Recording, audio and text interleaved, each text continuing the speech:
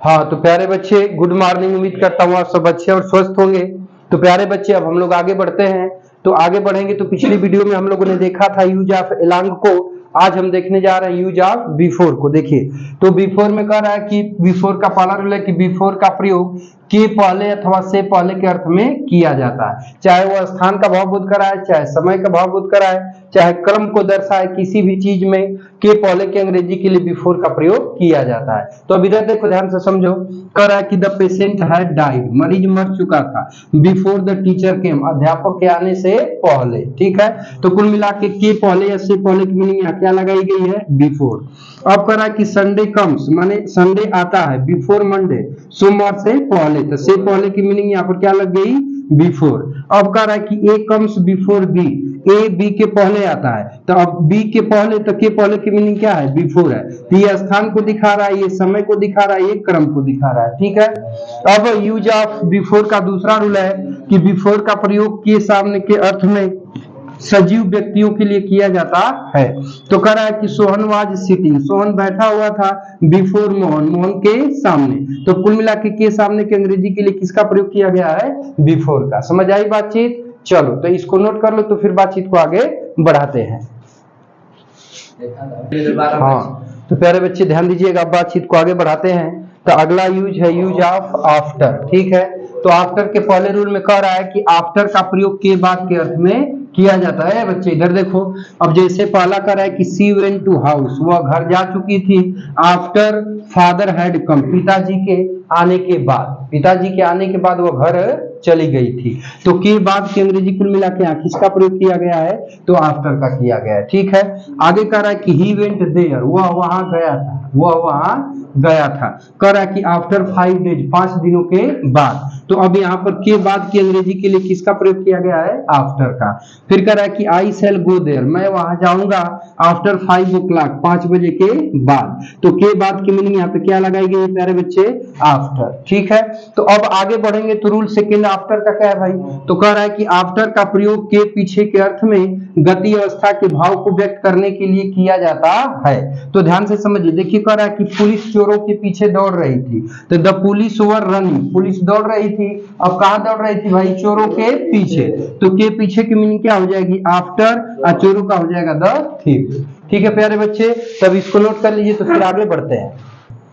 हाँ तो प्यारे बच्चे ध्यान दीजिएगा, अब अगले रूल की तरफ बढ़ते हैं। तो अगला रूल है इसका विद का, अरे सॉरी ध्यान दीजिएगा, अब पढ़ेंगे यूज ऑफ विद। ठीक है, तो विद के बारे में जब हम पढ़ेंगे तो ध्यान से समझिएगा। तो कह रहा है कि विद का प्रयोग से आब्लिक के द्वारा के अर्थ में औजार के पहले किया जाता है जिसकी सहायता से हम काम करते हैं। समझ आ रही है बात? तो अब देखिए कह रहा है कि ही राइट्स, वह लिखता है, विद ए पेंसिल, पेंसिल से। तो भाई पेंसिल की सहायता से ही ना लिखने का काम हो रहा है, तो से या के द्वारा की अंग्रेजी यहाँ पर क्या लग जाएगी, विद। कह रहा है कि सी कट्स द मैंगो, वह आम काटती है, विद नाइफ, चाकू से। तो अब चाकू की सहायता से काटा जाता है, और चाकू क्या है, औजार है, तो इसलिए से या के, हाँ नाइफ के पहले से की अंग्रेजी क्या लग जाएगी, विद। अब अगले रूल में कह रहा है, ध्यान दीजिए भाई, आवाज नहीं, विद का प्रयोग को लेकर आब्लिक के साथ, आब्लिक साथ साथ के अर्थ में किया जाता है। ठीक है, जिससे पहले एग्जांपल में कह रहा है कि सुबोध अपनी पत्नी को लेकर शिमला गया था, तो सुबोध वेंट टू शिमला, सुबोध शिमला गया था। अब क्या बचा, अपनी पत्नी को लेकर, तो को लेकर की अंग्रेजी क्या हो जाएगी, विद, और अपनी पत्नी का हिज वाइफ हो जाएगा। ठीक है, अब आगे कह रहा है कि उसका लड़का अपने मित्रों के साथ स्कूल जाता था, तो his son went to school, उसका लड़का स्कूल जाता था। अब क्या बचा बाबू, अपने मित्रों के साथ, तो के साथ की अंग्रेजी मोहित क्या होगी जानते हो, विद, अपने मित्रों का हिज फ्रेंड्स हो जाएगा। ठीक है, नोट कर लीजिए, तो फिर बातचीत को आगे बढ़ाते हैं। नोट हो गया बाबू, आए नोट हो गया? हाँ तो प्यारे बच्चे ध्यान दीजिएगा, अब बढ़ते हैं विद के अगले रूल की तरफ।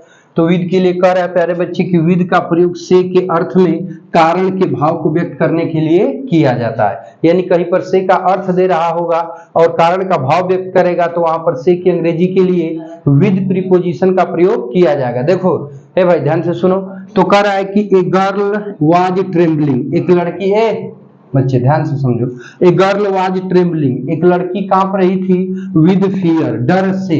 ठीक है, तो कांपने का कारण क्या था बाबू? डर। तो अब यहाँ से की अंग्रेजी क्या लग जाएगी? विद। समझ में आ रही है बात? अब कह रहा है कि उसकी आंखें आंसुओं से लाल है। ठीक, तो हिज आईज आर रेड, उसकी आंखें लाल है। लाल होने का कारण क्या है? आंसू है। तो आंसुओं से कह रहा है, तो से की मीनिंग क्या लग जाएगी? विद, और आंसुओं का क्या हो जाएगा?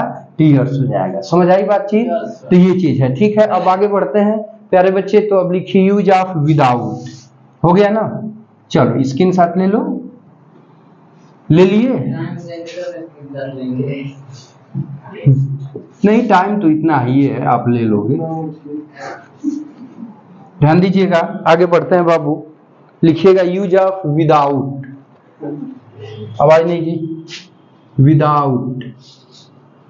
ठीक है प्यारे बच्चे, देखो तो जो विदाउट होता है, ध्यान दीजिएगा, देखिए जो विदाउट होता है, विदाउट, इसका प्रयोग बाबू होता है के बिना, के बिना, के सिवा, के सिवा,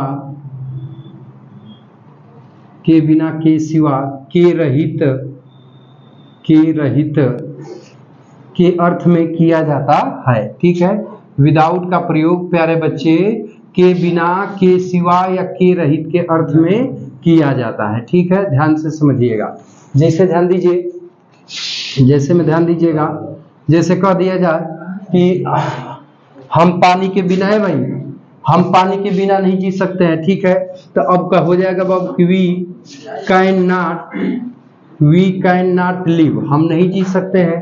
अब क्या बचा? तो प्यारे बच्चे कह रहा है कि पानी के बिना, तो अब यहाँ के बिना की अंग्रेजी क्या लग जाएगी? विदाउट। ठीक है, तो विदाउट हो गया के बिना की अंग्रेजी, और पानी का हो जाएगा द वाटर। ठीक है, बात को समझिएगा। ठीक, देखिए इसमें एक शब्द और बढ़ा लीजिएगा, छोड़कर। ठीक है, छोड़कर। ठीक है, छोड़कर। ठीक, तो अब जैसे मान लो दूसरा एग्जांपल कह दिया जाए कि हम हवा को छोड़कर नहीं जी सकते हैं, और सच्चाई भी है भाई कि हवा को छोड़कर नहीं जी सकते हैं, तब ये हो जाएगा कि वी कैन नॉट लिव, हम नहीं जी सकते हैं हवा को छोड़कर। तो छोड़कर की मीनिंग क्या लग जाएगी? विदाउट। ठीक है, और हवा की अंग्रेजी क्या हो जाएगी प्यारे बच्चे? तो हो जाएगी द एयर। ठीक है, तो अब कहने का मतलब क्या है बाबू कि विदाउट का प्रयोग के बिना या के सिवा या के रहित या छोड़कर के अर्थ में किया जाता है। तो वी कैन नॉट लिव, हम नहीं जी सकते हैं विदाउट वाटर, पानी के बिना। तो के बिना की मीनिंग क्या लग गई है? विदाउट, और यहाँ पर है कि वी कैन नॉट लिव, हम नहीं जी सकते हैं विदाउट द एयर, मतलब हवा को छोड़कर। तो को छोड़कर की अंग्रेजी क्या हो जाएगी? विदाउट हो जाएगी। समझ आई बातचीत? चलो जल्दी से नोट कर लो, तो फिर बातचीत को आगे बढ़ाते हैं। ठीक है, हो गया प्यारे बच्चे? नोट कर लिए? नोट हो गया? चलो लिखिएगा थोड़ा सा और, थोड़ा सा और लिखिएगा।